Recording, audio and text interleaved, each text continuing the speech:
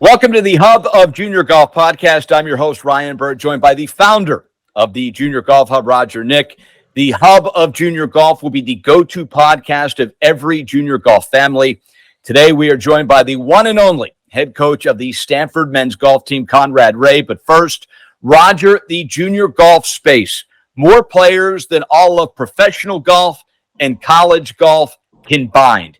It is the largest group of players that the game of golf has, yet it consistently gets underserved by the national media. Roger, tell us why you decided to create the Hub of Junior Golf podcast.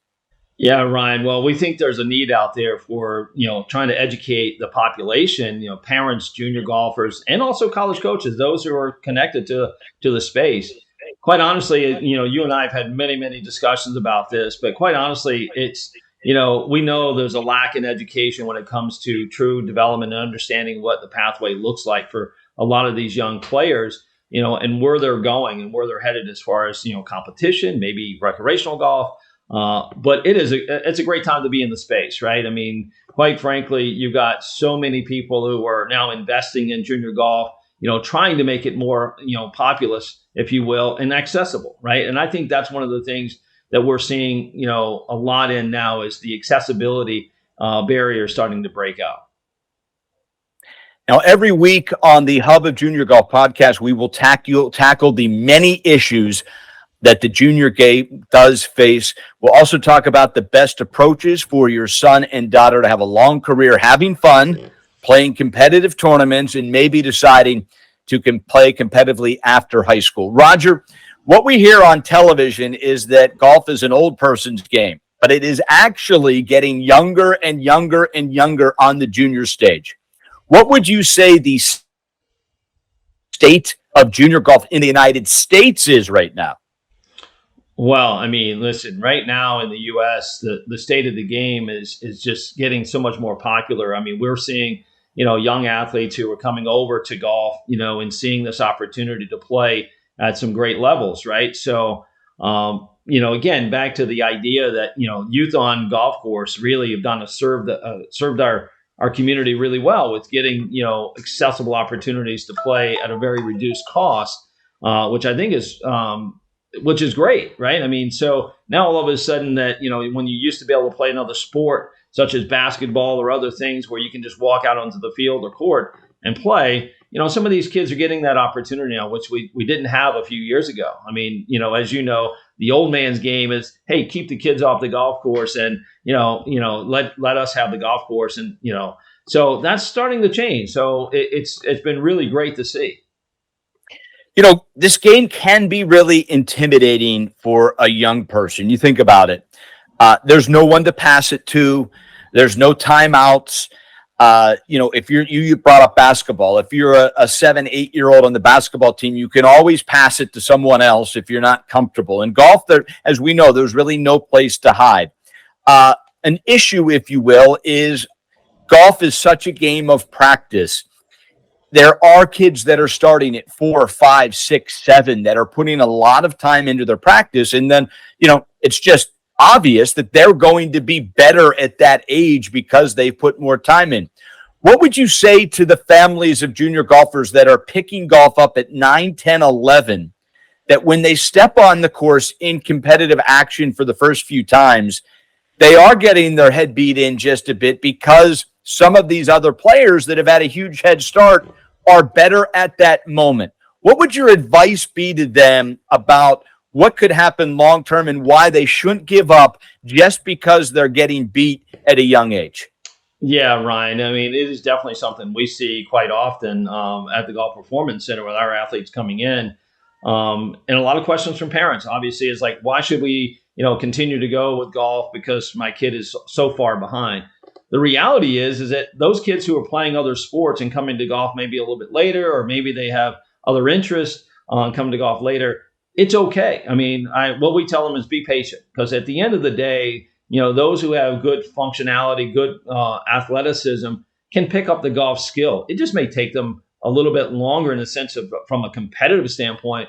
Well, the reality is that, hey, we see those who come to the game a little bit later with a little bit better base of athleticism actually surpass those kids who picked up golf and only golf at an early age, where they kind of early specialization. And I know that there's a lot of, talk out there in the community that, hey, you've got to, win your national championship at 8, 9, 10, 11 years old, or else you don't have a chance to, compete at college golf. Well, we see, that's just not true, right? I think that's one of the things that's a fallacy out there in our industry. And we need to change that. And that's why we're, doing this podcast. I think, better education of what we're doing out there in the development landscape needs to happen. You brought up patience, and anyone that knows me knows that's probably the weakest thing in my repertoire. I'm not a very patient person. Unfortunately, I wish I was more.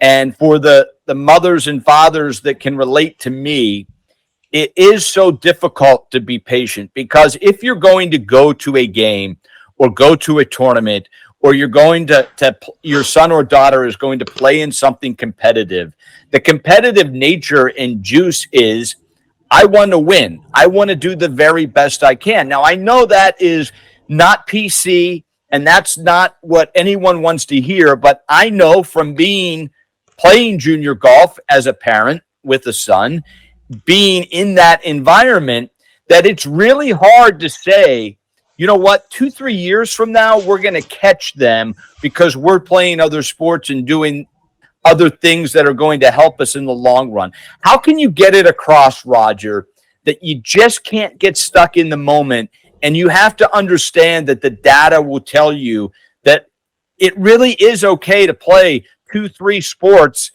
and get beat at golf, but know that that is going to pay off down the road? Oh, absolutely. Right. Ryan, you touch on so many good points there. And we see it. I mean, that is the reality of what we see in the landscape. We see it very prevalent when it comes to the girls' game, right? So they get to the adolescent years, teenage years, where, they're getting a little uncomfortable going out and competing because they feel as though they're not ready or capable of doing that. And also so much, we see that a little bit in the boys, but not as much. But the reality is if you were to, let's call it, do a player development assessment and know where your skills are, let's call it athleticism, mental skills, and your golf skills, and you're just monitoring that, if you will, over time, you will see the growth in the data, right? And you know that you'll be ready to compete when competition happens. Now, competition is also one of those measurement marks, right? So you do have to compete to learn how to do that, because that is a skill. So we rely on a lot of times at the Golf Performance Center in the sense of saying, hey, what happens with the information that we gain from assessing a player, and then saying, oh, here's your roadmap. This is what your development roadmap looks like. I think once we start to get people to understand that that's a viable kind of using data, if you will, as a way to say, okay, I'm okay, right? So I think it gives parents a lot more comfort knowing that they actually have a plan in place versus, again, what happens right now in our society is the shotgun approach, which seems to work. But the reality is, if we look at the landscape, and maybe this is a great question, Ryan, that we have for Conrad. If we look at the landscape and you see how the college rosters have changed over the years, girls rosters now are nearly 61% international students. Hey, great for the international players, maybe not so much for the American players, right? And the boys rosters or the men's rosters really have changed as well. I mean, they're not as drastic change, but it's shifting. I mean, 7% 7 years ago were, international. Now that's close to 22%. So you're really seeing a shift based on the fact that we don't have really governance over player development in the U.S. And that's something, hopefully, as we have Conrad on, maybe we can ask him about that. That'd probably be a cool conversation. And with that said, let's welcome in the head coach of the men's golf team at Stanford University, Conrad Ray. Coach Ray played at Stanford, was the team captain in 96, 97, became the head coach in 2004, winning the national championship in 07 and 2019. Coach, 19 years at the helm of one of the arguably the most successful men's golf team in the country the last 2 decades. I guess I didn't realize you're that old. 19 years. What's been the key to your success? Oh gosh, man, I don't know. I guess I've got a patient wife. I don't know. it's been an honor though to be at the helm of Stanford Golf and as I say, have the keys to the bus. I feel like our program has a bunch of rich tradition and a lot, obviously some great players over the years and even beyond Tiger, you think about players like Lawson Little and Bob Rosberg and Tom Watson, just to name a few, Sandy Tatum, so I feel pretty honored to be able to call a few shots for Stanford Golf and it's been a great run so far. Let me ask you, is this podcast is really designed for the largest group of single players in the country of golf, and that is the junior golfers? It's the largest space, certainly for boys and girls. And we really think having you on here is an unbelievable opportunity for the families that listen to this. There seems to be so many misconceptions, and no one really knows the right way necessarily to negotiate going from a 7-year-old to a 17-year-old and playing college golf at one of the most prestigious universities that also has that great golf tradition. Is there something as a head coach that you try to identify with a young junior that puts him so-called on your list of players that you're going to follow? That's the $1 million question, right? I think that finding great players that fit our program, and every program's a little different because I think that different types of players, different people thrive at different programs. So I think it's not an exact answer for, all schools, but for us, something that we really look towards, and it's a pretty simple trait, and that is just love of the game, like pure love of the game and curiosity around the game. The reason for that is that if that's the leading kind of quality or trait that that a player has, the kid has, that even the family has, that will usually help navigate all that's going to come at them as they start to go up this tighter funnel of golf.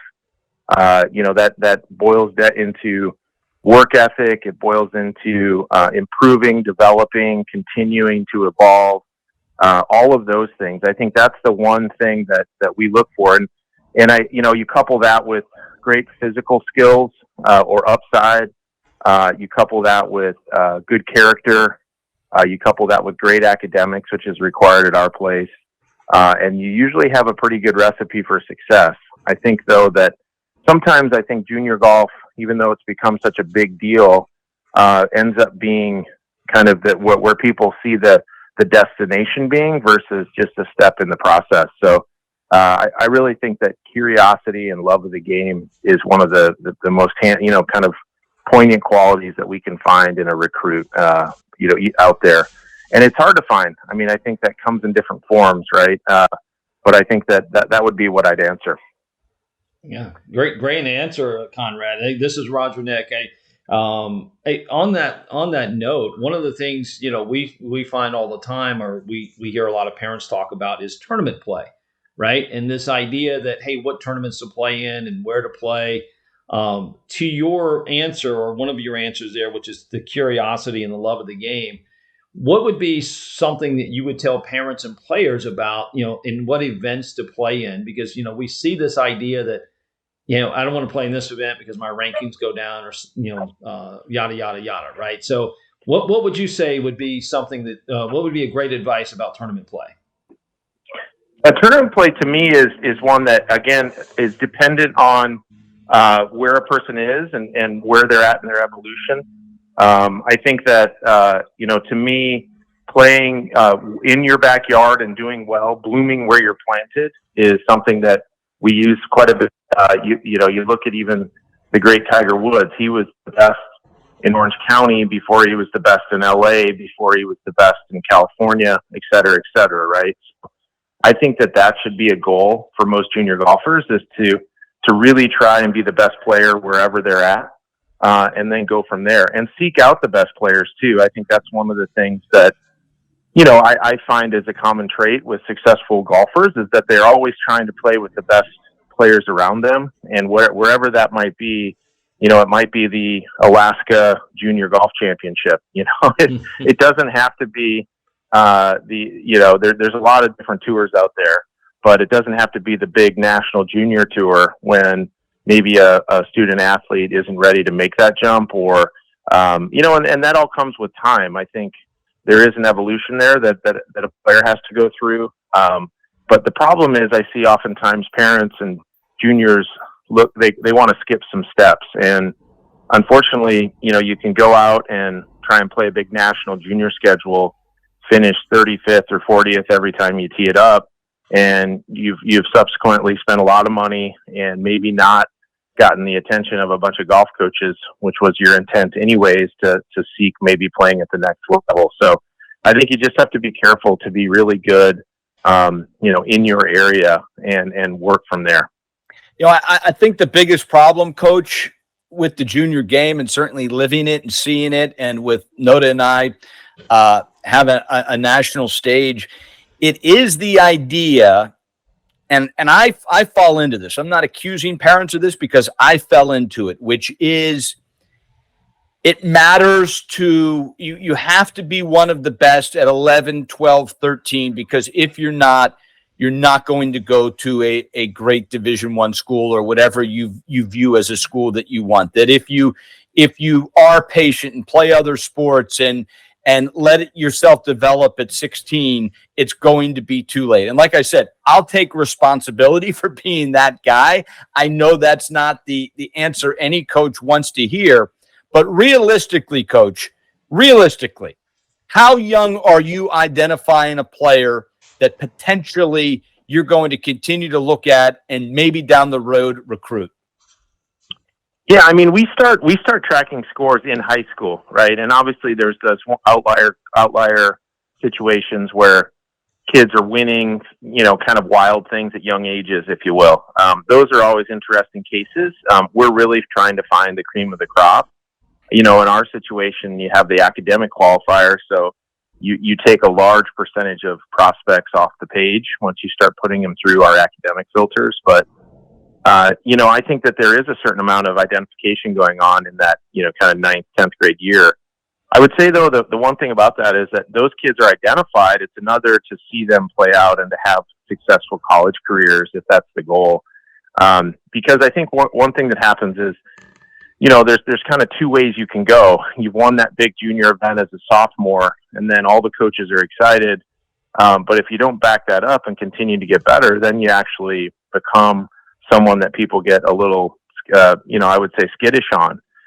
We just had our tournament this past weekend, and it struck me. I'm walking down the fairway, and there's a kid that was an AJG All-American, and then there was a kid who was beating him, that big athletic, super green, but from a small town in New Mexico, hitting quality shots and playing with great attitude. And I'm thinking, wow, think about the different paths these two kids have taken. So again, I just don't think there's a right answer in saying, hey, I need to do X, Y, Z to get to a certain place. I mean, there is a certain amount of kind of God-given size and speed and talent that you need if you want to play Division I Power 5 golf. But I do think that can, if you just really stay in your lane and try and get better at the game, and just try and improve as much as you can, the success can come in all forms. Yeah, Conrad, that was I love that. That was a great answer there. One of the things on top of that, we were talking about earlier, Ryan and I were talking about the state of the college landscape, right? And players on rosters, and part of this understanding where you should be or staying in your lane. We're seeing great, let's call it, change that's happening at the college level, happening at the professional level of men's and women's. What do you think is the state of the game when it comes to domestic players versus international players? Are you seeing a huge uptick in international players, filling rosters, because we're not seeing this development take place for domestic kids or American kids? I'm not as bullish on that. I know there's some kind of deep-rooted, kind of backstory on that. I think that the U.S. generally, even as high up as their governing body, feels like we're maybe not doing as much as we could developmentally. I do think that there's a reason why we're seeing an uptick in the college game from international players, and that's because they know and believe, and it's changed over 10, 15 years, that college golf is the best place to come and develop your game. And, that's maybe more so on the men's side. If you look across the professional tours, but I do think that, we're doing a pretty good job. And I think the reason why that game's been elevated is you've got younger kids taking up the game at younger ages, maybe being exposed to more. You also have kids that are super athletic that maybe 10 years ago were playing other sports that have decided golf is actually cool enough to do. I think Tiger and Rory and those guys that we watch on Sunday and the ladies too on the LPGA make that the reason why. So I do think that it's a little bit of a kind of multitask thing there, or multifaceted thing. So I do though think that the college game's doing a good job. I think that there's a bunch of great juniors being developed. To me, high level, I think that it is still very expensive to accomplish those goals. The travel, the coaching, the tournaments, all of those things are real costs that not everyone can burden. I think it's great the work, Ryan, that you're doing with Noda and the junior tour. Our junior championship. I also think that the USGA leans in on that and thinks about how they're going to best underpin development in the United States. I really hope that they focus on just the financial pieces of that, because I think that there are some kids that maybe get overlooked because they can't afford to go play junior golf. Development, I think, is there. I just think it has to be in the right situation for the right kid. A couple more things, Conrad, and we'll let you go. I want to touch on the rankings because in the junior space, that is the end-all, be-all. It is the thing that only anyone seems to care about is, how do I get my ranking? How important is it? I have to have my ranking or I'm not going to be able to do this. Certainly, there really is only a couple of ranking services out there that I know that the colleges use. How much do you rely on the ranking system that you can subscribe to decide whether you're going to go after a player or not? Well, again, I think it's some, right. I think that when you look at the, I kind of call it the two-tier approach. I mean, my philosophy in recruiting has always been, hey, let's go find quote unquote blue chip player every year and a project, a kid that maybe doesn't have the ranking today, but we're forecasting them to be awesome. And guys like Maverick McNeely and Brandon Wu come to mind when I think of that category. So, I think ranking is used, but I don't think it's an end all be all. And I think that if a student and a family are proactively trying to find a good fit for them and where they want to play college golf. And also too, I guess I appreciate that student athletes have flexibility in the transfer portal, but there's really no good such scenario where you're using that as a backup. The transfer portal is active, obviously, but I just wished more families and kids would find a place where they see themselves playing college golf, but maybe even more importantly, enjoying going to school there. I always tell the recruits, I'm saying, hey, I want you to pick Stanford, because our program's successful, but I also want you to see yourself enjoying campus and being a student here, even if golf wasn't in the picture. And so that kind of catches people by surprise, because at the end of the day, only 5 guys can go, usually 10 guys on the team. Things start to filter out. And again, you have to be good, and you have to like what you do and be willing to put in the time and effort and hope that you can be good enough, frankly, to play college golf. And so I think rankings, going back to that though, I think rankings are a tool that coaches use, but it definitely isn't an end all be all if you look at what the top teams are doing and where they're finding their players.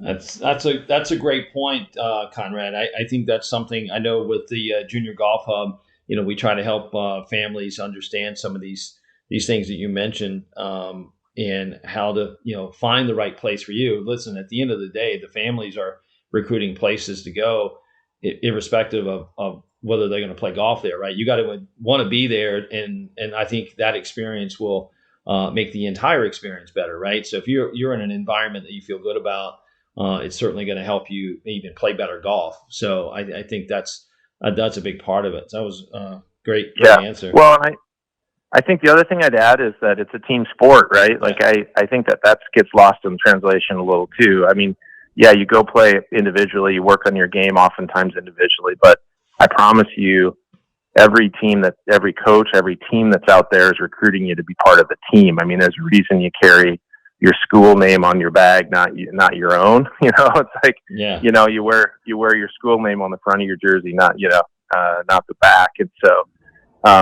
you know, I think that knowing and what playing on a team is all about, fitting in with the culture of the place and the program and the coach. I mean, there's a million questions that I think families hopefully are asking, or I trust families are asking, that is just that matchup with how the program's run, how the coach operates, where's the geography, what's the college experience like outside of golf.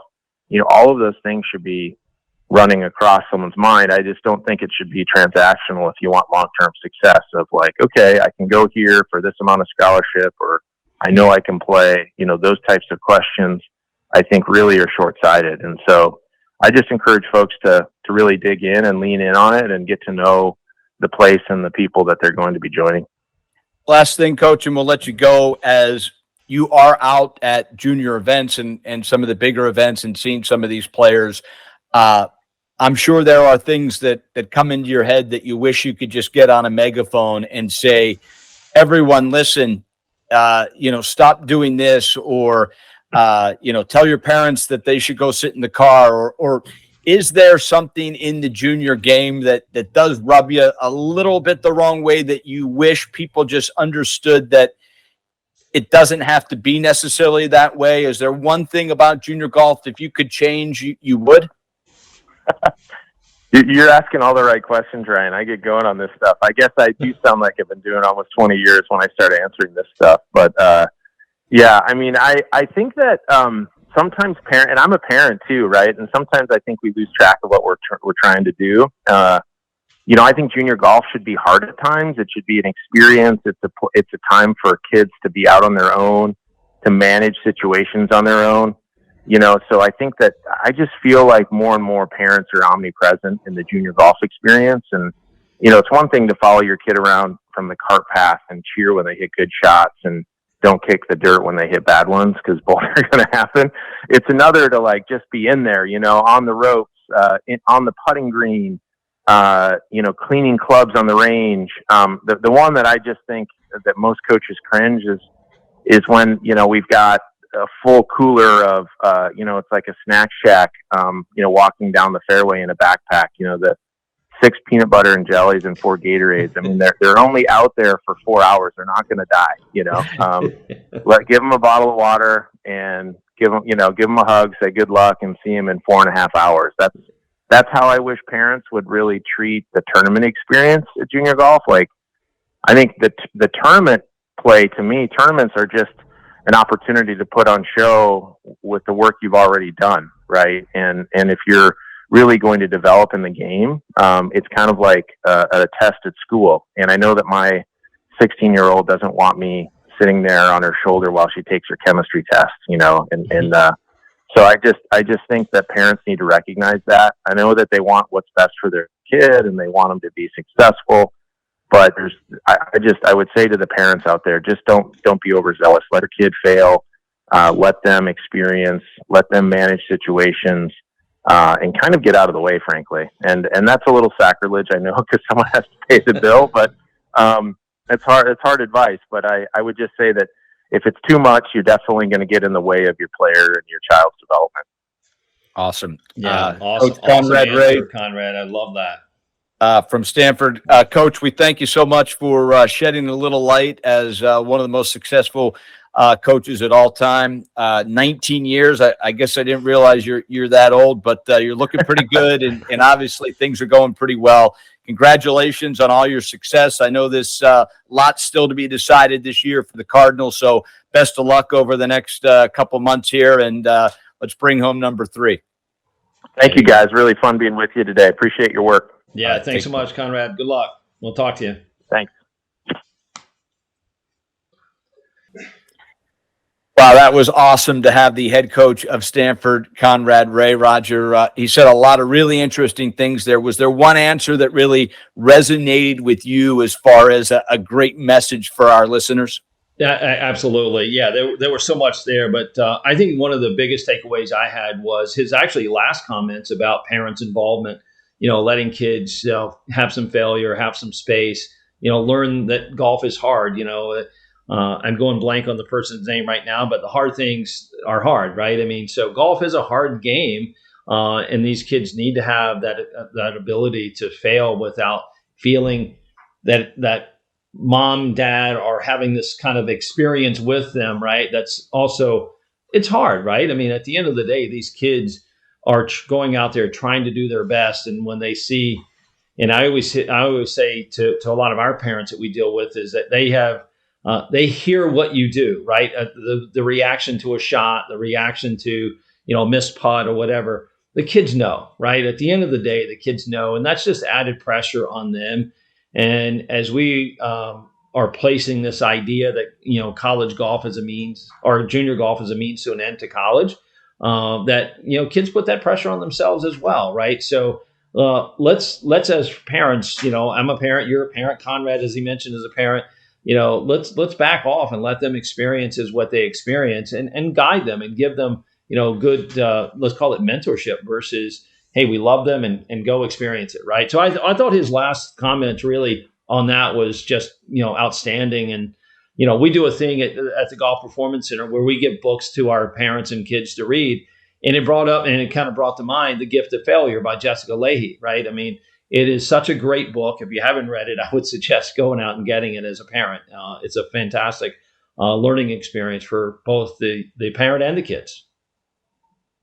Well, that's wonderful, and certainly part of the reason that the Hub of Junior Golf podcast has come into existence is we do know the challenges and that there really isn't a great roadmap out there. And certainly if you're just getting into junior golf, or you're in the middle of it, or you ultimately do want to play at college, the Junior Golf Hub is a great source for information and a great place that will help you along. What's the best way for our listeners to take advantage of the Junior Golf Hub, Roger?